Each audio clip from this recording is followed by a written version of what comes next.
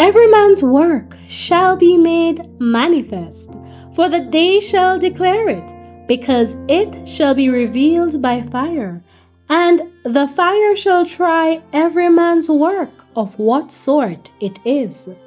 1 Corinthians 3, verse 13. We should carefully weigh the matters relative to the work we take up. Will this work be a blessing to souls? God has not given us work merely to keep us busy, but for His name's glory. Many are busily engaged gathering wood, hay, stubble, but this will all be consumed. By God's appointment, each man has his post of duty. The careful, prayerful inquiry is to be made. What duty is assigned us individually as men and women under accountability to God? And whether our labor be wholly limited to spiritual things, or whether it is temporal and spiritual combined. We are to faithfully discharge our work.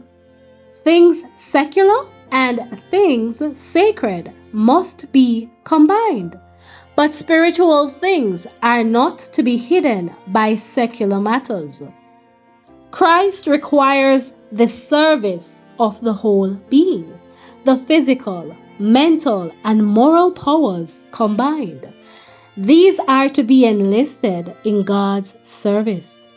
Man is to remember that God has the ownership of all, and that his pursuits are invested with a sacredness that they did not possess before he enlisted in the army of the Lord.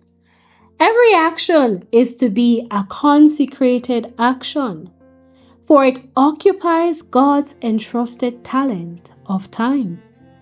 Holiness unto the Lord is inscribed on all the actions of such a one, because his whole being is brought under subjection to God.